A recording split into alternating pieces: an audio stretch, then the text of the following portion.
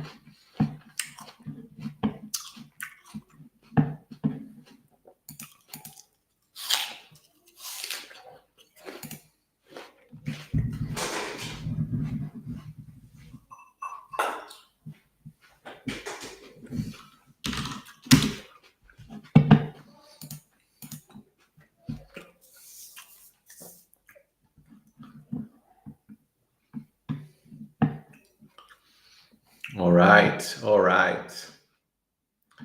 All right.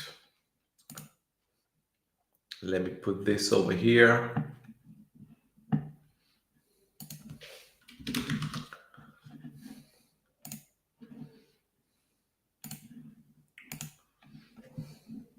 Hey, crypto speculator. What's up, Mr. VIP? You're good? You're hearing me, so that is good. Let's wait for some other people to show up. Let's wait for some other people to show up. This is a controversial kind of topic. No one wants to hear about it. No one wants to hear if it's a bear market or not. People are afraid. People are afraid on their assets. People are frightened.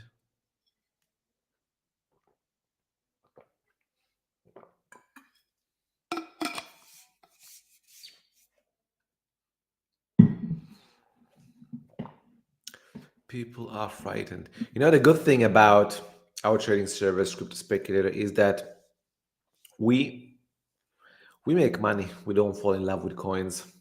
We nailed some shorts, of course.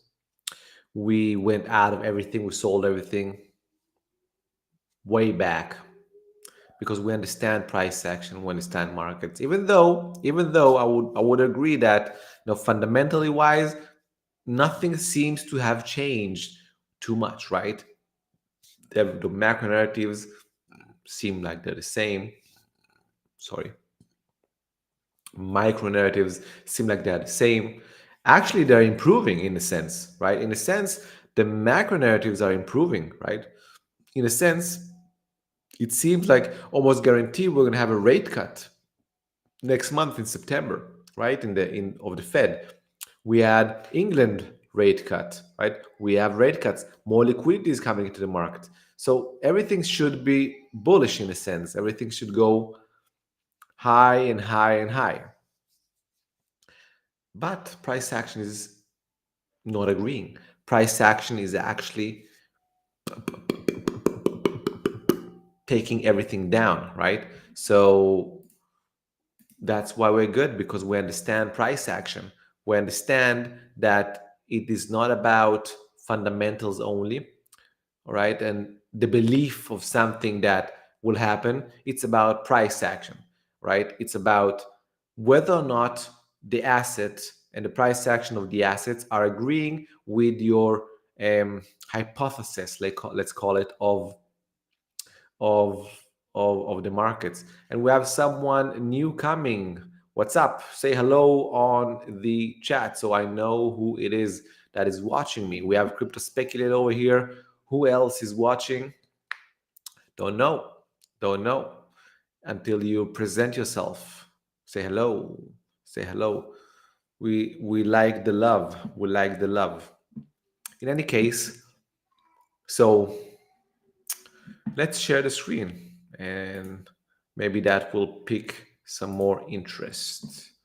Right, let's go window BTC, all right, over here. All right, and it's sharing correctly, putting my face small and this as a screen big. Alrighty, over here. So this is something I already noted, right? I kind of already showed my my trading group that some possibilities that we might have in the market, right? Some possibilities that we might have, and one of them is that we can go all the way to retest these areas. Look at this. Look at how we got star, and let's lock this. How this area got one over here, two over here. All this area over here kind of got a lot of trading over here. Even over here was trading, a lot of trading in this area of the kind of 38,000. Then we had retest over here, right? So, and we had all this trading just above it. So this area can be an area where we can retest, right? This is a possibility. Remember, we are dealing with possibilities in the market. We don't know what is going to happen. We don't know what will happen in the market. We can kind of anticipate short-term movements, like we anticipated this, drop that's been happening in the past few days. We anticipate this by viewing price action not only in the crypto market but as well price action on the stock market, and how ominous that was. So by understanding price action on individual kind of on individual assets, and then understanding how to kind of interrelate other assets to it, you can understand um, good what might happen, right? Everything is possibilities. So Sync, what's up, Sync? I don't know you. You're a new person, at least that is commenting on my lives. By the way, I had a 2-week vacation of lives because unfortunately a family member has passed away of old age, which is perfectly fine, but I need to take a halt. And lo and behold, everything happens exactly when I finish and I'm getting back to the market. So Sync, you are telling that it looks like a cup and handle pattern, and this is a big misconception, I think, that people have. First of all, yes, it does look like a cup and handle. If you look at it right now, it looks like a beautiful cup and handle, actually. However, I would not trade based on this cup and handle as is. Now, the reason to be, and let me just remove this. The reason I won't trade and won't think of this as a cup and handle is just because of the length. All right. Now, the person who coined um, the term cup and handle is William O'Neill, right? William O'Neill. Now, William O'Neill says that basically anything above a couple of months cup and handle, maybe a year, is not really a real cup and handle, because a cup and handle is a continuation pattern that usually happens everywhere between 2-3 weeks all the way up to a year, kind of, right, which is 54 weeks. Anything above that is not really a cup and handle. It's just another market altogether. So this over here was just one market, one bull market. Then all this in the middle was kind of a bear market. And now we're in a new bull market, right? In the midst of it. Now we're in the midst of a potential correction within this bull market. Let's see how it goes. But that's how I see things. And this is how William O'Neill has seen it. The true meaning of a cup and handle, and I will just show you over here, is something like what happened in Nvidia, right? You can see that in Nvidia, and I know this because I trade stocks as well, not as big as I trade crypto. Crypto is the biggest, but over here you can see that you had a cup and handle pattern.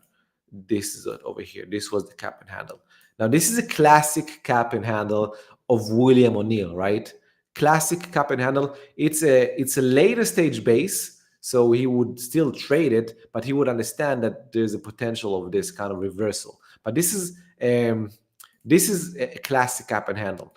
Look, this went for 75 days sideways after having a move up from the last base, right, of, let's say, measuring from over here all the way to over here. So almost 100% move, right, in a couple of months. And then sideways basing, cup and handle type base, right, which is this, which is as I drew over here. And then boom, you continued. So this is a classic cup and handle. This is not a classic cup and handle. This is more like a pot and handle, a soup, like a big, where you where you cook soup.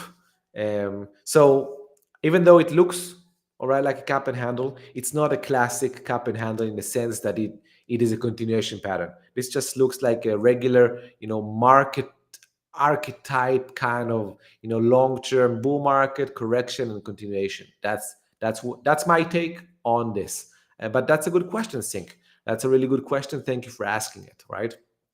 I appreciate it. Keep it coming. Anyways, where I stand right now. Now, I'm a trader. I'm a swing trader. So I my horizon is tomorrow up to, a couple of weeks to a couple of months from now. And of course, I always try to maintain the trend and understand it. But I always try to take advantage of even kind of midterm, changes in the trend. And there's one thing that is ominous for me. And this is it over here. By the way, this is the 200-day moving average, right? Which I use to help me determine where we are in the stage analysis, all right, of a cycle. Now, as you can see, we dropped below it over here once, but then we bounced, and now we drop below it over here twice. Now, this is quite odd. This is quite odd to happen. This is showing a lot of weakness. Now, if we zoom in as well and we just take a look, we can see that, the 200-day moving average slope is starting to try and go sideways, right? So what's happening is just this is going to go something like this now, and then maybe go down. Now, once it goes down, that's bad news usually for the asset class. And right now, this kind of supports a stage 4, right? Now, if you don't know what stage analysis is, I do have a video on it, so you can write stage analysis in my channel and just learn it. If I don't have it, I have it in my group, so you can join my group if you want to. You can check the description to check the group. And I will tell you one thing. In my group, I'm not going to create any hopium, any false expectations. I'm not going to tell you that, oh my God, I'm all relaxed. Let's just buy the dip and be all relaxed with it, because that's not what I do. I don't sell false dreams, right? I know very little, very small amount of traders that do deep buy for years over years and really understand how to do it as a strategy. The rest of the people, they dip buy because they have the supermarket mentality. They're like, oh, cheap prices, let's buy stuff, as if you are in a supermarket and just seeing toilet paper at a cheap price, so you want to stack up. That's not how trading is, and that's not how you get rewarded long term and consistently in the markets, right? Yes, you can make money, all right, by buying the dips in the right area. You can be, if you know what you're doing, you can make money trade buying dips, but you need to know what you're doing. If you don't know, and it's a hard strategy because it's really hard to maintain risk management. But if you don't know what you do, so maybe, yeah, you're saved over here, you buy the dip, and then you bought the dip again because why not? It's buy the dip, and but then happens, and then you bought the dip over here, and you're like, ooh, happy camper, I know what I'm doing, I'm the king, I'm whatever, I'm blah blah blah blah blah. But then this happens, right?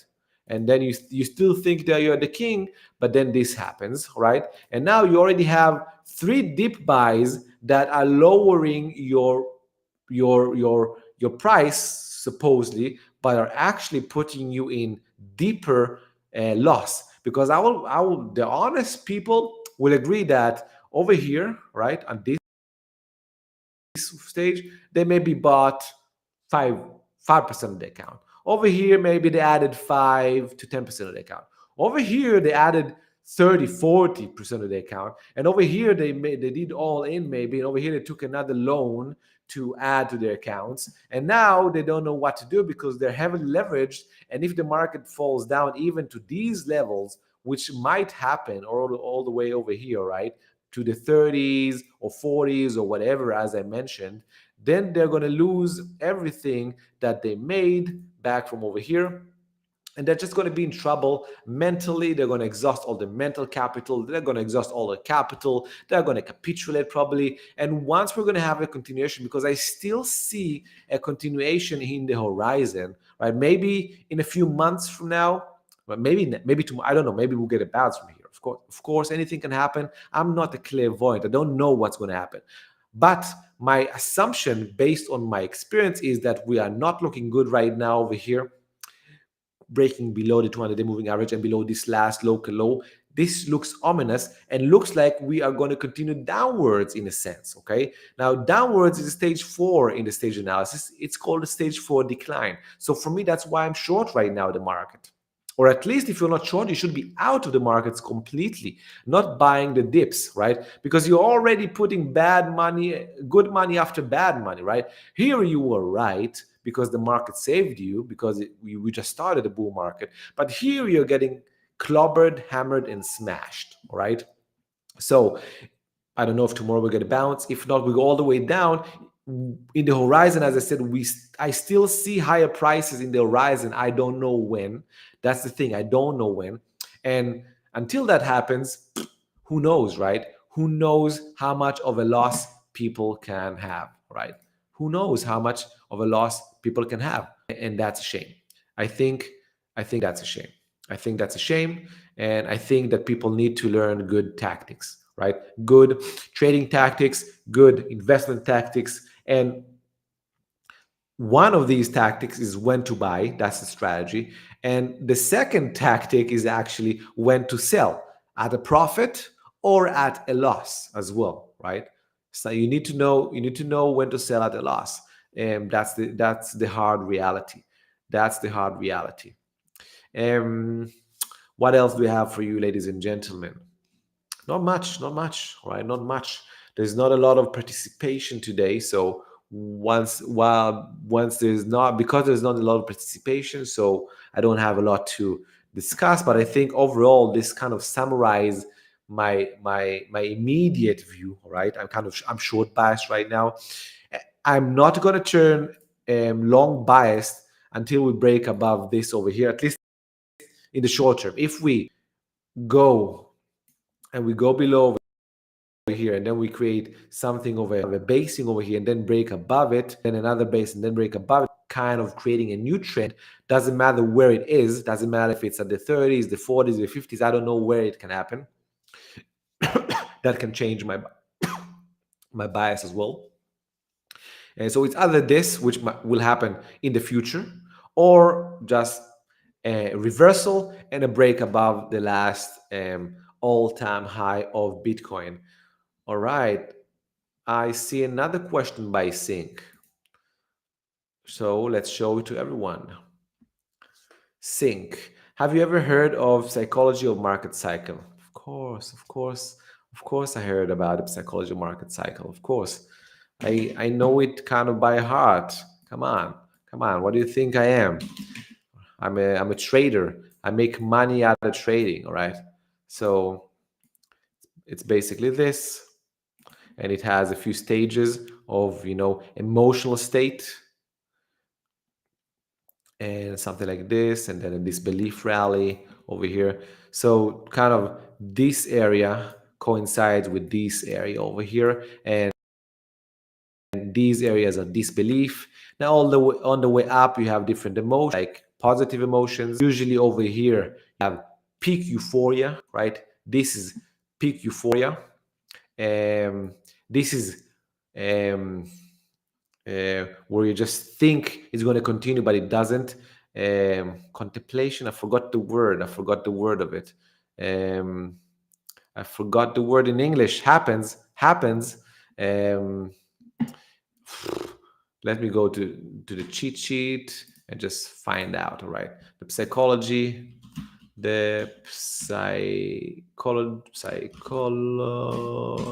of market cycle, just to make sure I don't make mistakes in my English, but my computer is kind of lagging.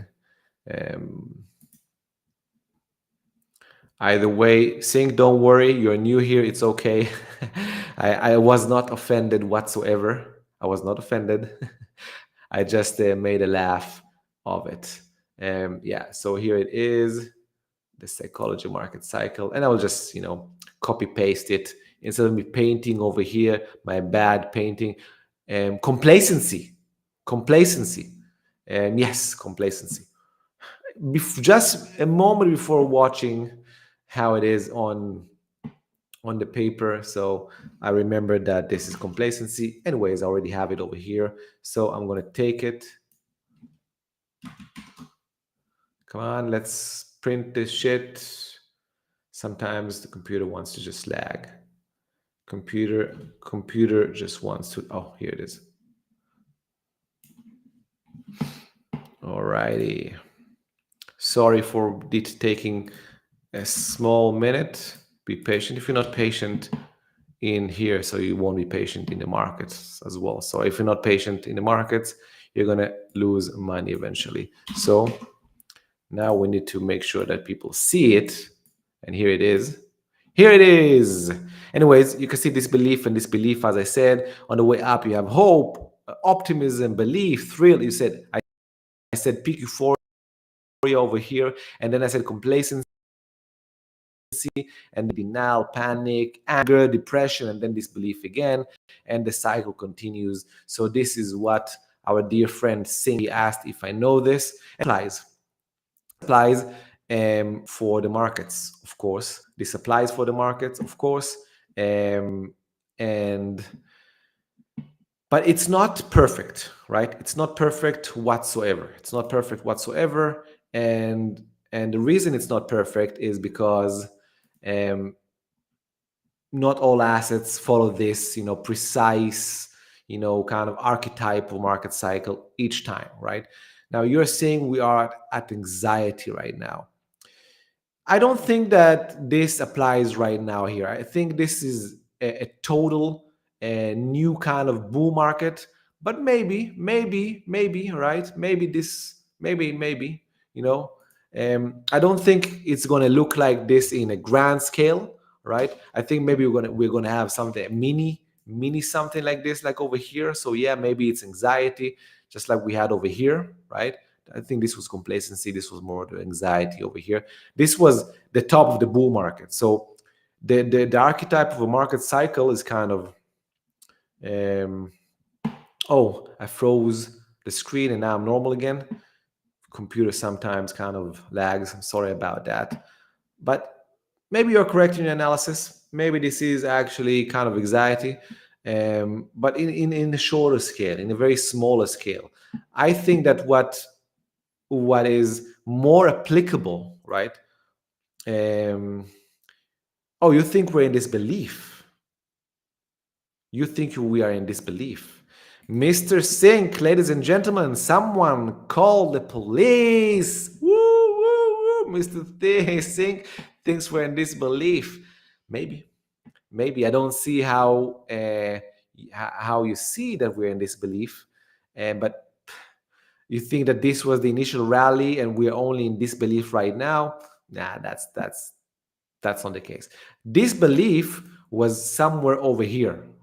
This was the area of disbelief. Now, the reason I don't think this is going to be the archetype of the market cycle is because I don't think this was euphoric at all. It was kind of euphoric for a second, but we went from all-time high to below it quite fast. So that's why I'm saying maybe a mini market cycle. But what I think is that we are in we had a something, and I use stage analysis, right? Stage analysis is a bit better in my opinion, right? In my opinion, I think it's a bit better. I think it's a bit better, and it actually it's similar to what you asked me to show, but it's more applicable to trading, right? So an asset has sideways action, has an uptrend, has a topping, and has a downtrend, and then vice versa, right? This area, right, is called stage one, and this is the neglect stage one, where people are not looking at the asset. This area, all right, the uptrend is the stage two, accumulation, right, where people are accumulating it and buying it. This is where the majority of the money is made longing. Now, this is stage three, where you top in an asset, and over here you get chopped. This is really choppy in a sense. And over here, downtrend is called stage four downtrend, and over here make money short in the market, right?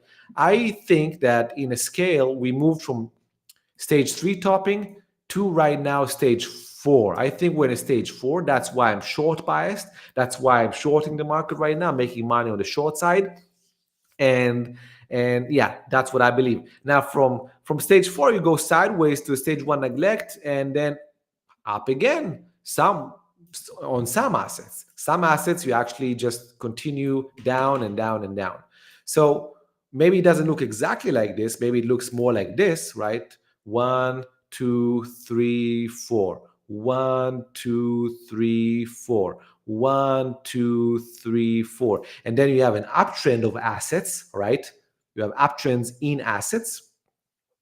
But the thing, it's always the same. Now, this can be 50 to 70% over here, right? And this can be 300%, 400%, 1,000%, doesn't matter, right? And this again from 40 to 70%, and this again from 300 to 1,000, 2,000, I don't know, and this again, and so on and so forth. In stocks and in crypto, you have it little. You add it in Bitcoin, you add it on ETH, just a small number of cases you had new new higher highs and continuations in crypto assets, right?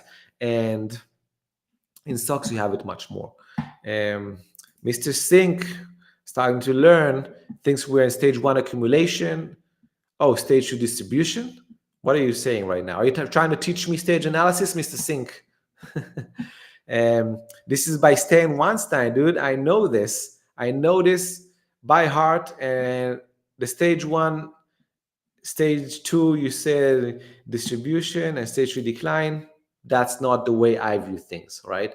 Maybe it's a different, methodology you're using. But what I'm trying to share over here is this, right? You have 4 stages: accumulation. This is the neglect. Then you have accumulation. Then you have topping, and then you have a decline. And yes, you can use your own kind of wording. I don't care, right? You can call stage one accumulation, stage two you can call it uptrend, stage three you can call it distribution, because it is in a sense a distribution, and stage four you can call it a decline. It's all good. I don't care.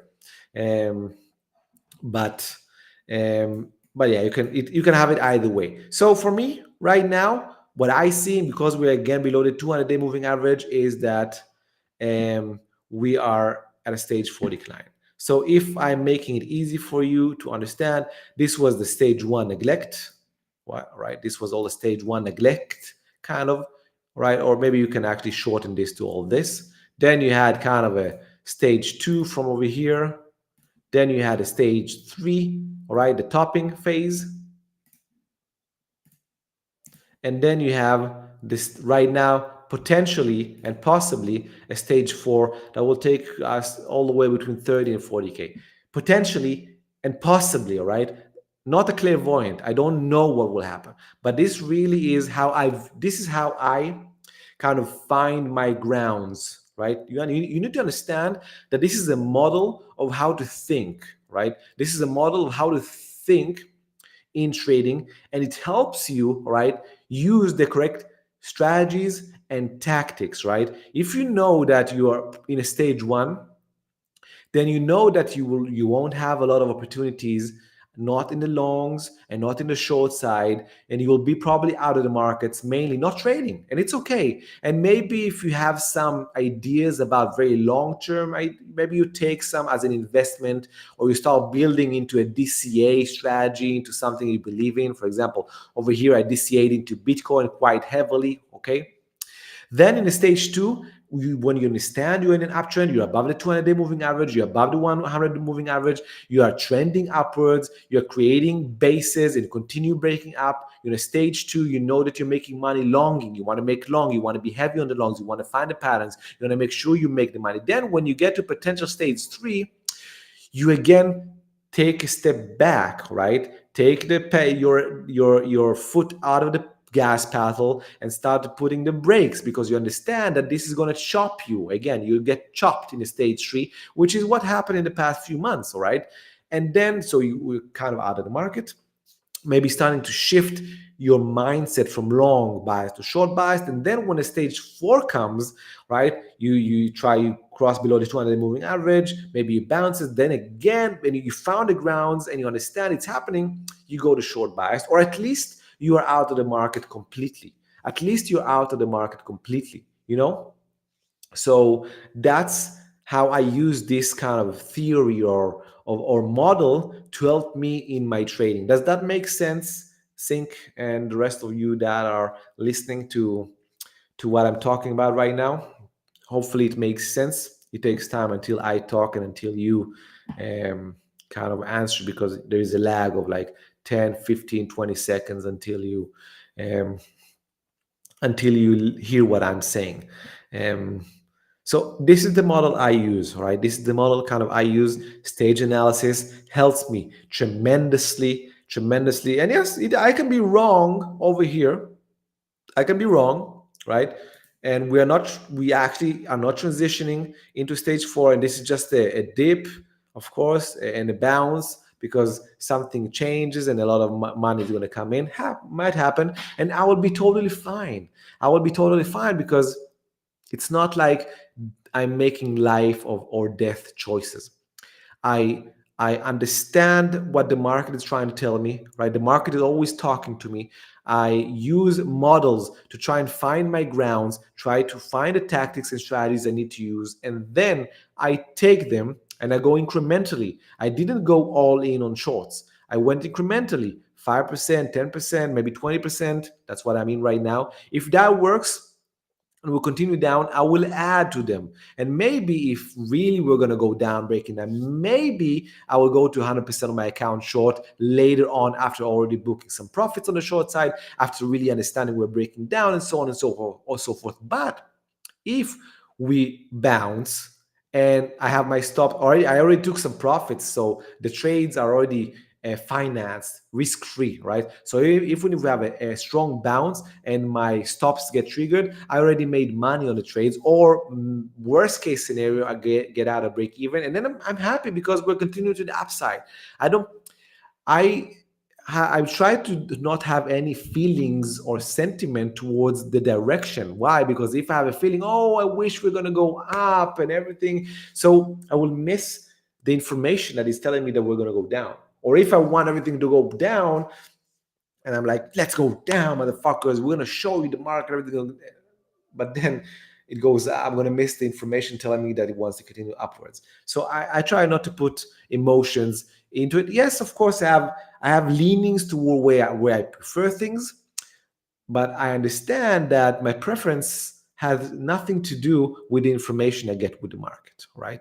The market tells me where it wants to go, And my job as a trader is to piggyback it and to go with it and to to optimize, not to optimize, to effectively capitalize on the information that I see. All right. And sometimes I lose. By the way, I don't know if you understand this or not, but investors and traders, we must lose, all right, in the midst of making money. It's like any business. You don't make money in a business without having any cost, right? For example, you have a clothing store. You first of all, you need to buy some clothes. You need to rent a place. You need to hire some help and so on. So you have costs before you make money. In trading, you don't have a cost first. You can actually make money from the get-go, but you lose money on trades that are not successful, and that's how you actually um, have a cost by losing on some trades. All right, Sync, this is going to be the last one, and then I'm going to book for today. Almost a private one-on-one, Sync. Liking it? So, feeling in altcoins is a normal thing in new trades, right? Feeling in altcoin is a normal thing in new trades, right? Do you mean like to have a feeling about it? Like to be happy or to be sad about something? I'm not really understanding the question. Maybe you can elaborate on it or reiterate it in some way that I understand. Because if that is your question and what you're asking me is that is feeling in trading altcoins is a normal thing, that as a new trader, so yeah, I mean, as a new trader, you have more feelings because you don't trust yourself as much as someone that has let's say more experience in the markets and knows and understands his edge, right? If someone knows the markets and he has a loss, for example, so he won't get too emotional if he has a loss, whereas a new trader will. So, all right, so what you're saying over here is that like getting an emotional thing. So, yes, definitely for new traders, right, they get more emotional about it, right? For me, I don't get emotional too much about getting in and out. If I make a lot of money, I'm happy. I'm definitely happy. And if I lose money, I'm not sad too much because I don't lose a lot of money anymore because I have good risk management. I get out of a losing trade fast, so I lose really, really minimal towards how much I win. What makes me upset is to make a mistake. For example, and this is something that happens to traders. For example, FOMO. You're feeling that maybe you are going to miss something. The market is booming, and you're after you don't have any trades, and maybe you want to put on a trade because you feel like you're missing on to something. So if I will make a mistake like that, then I will feel upset because I know better than to make kind of newbies type of mistakes. But for new traders, it's natural, it's normal, and it will never go away completely. But as you gain more experience in the markets and you gain more trust, A, in yourself to not make mistakes, and B, in your edge and the way you trade, then you will have less and less emotions about things because you already have that experience, right? You already have that experience in you, and you will understand a lot about it, and you won't be like, oh, I lost money, boom, that's part of my winning. I lose and I make money later, so it doesn't really matter. And while you make money, you won't be like, oh, I'm making money, I need to sell the trade right now. No, you understand that once you make money, you just need to let it ride until it hits your take profits and so on, because that's how you operate, right? So it's a normal thing, but you will need to improve by experience. Now, a good way to improve fast is having a mentor. And if you don't know about it, so you can definitely go to the description over here and click on the link and go to my group. I have a group where I mentor people and I teach them these stuff. I have a monthly call or weekly call, depends on which tier they take, and it's up to you. You think you want to invest in yourself, boom, take it. Most people that come to my group make multiples amount of money on the investments, right? They put $100 a month, but they make on one trade, eventually $5,000 and $10,000 on one trade. So they don't care about paying to someone that teaches them how to trade.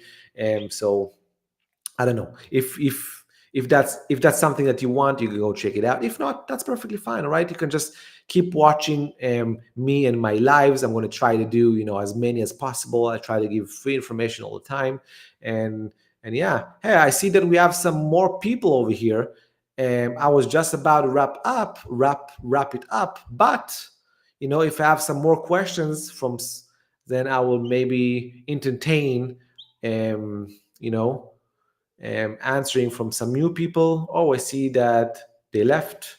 So maybe they didn't find this interesting because they got invited while I was kind of shielding the group, which is not really my intention. I'm not trying to do it as a thing. If you want to, you can get into it because it's big help. If not, that's okay. You don't need to.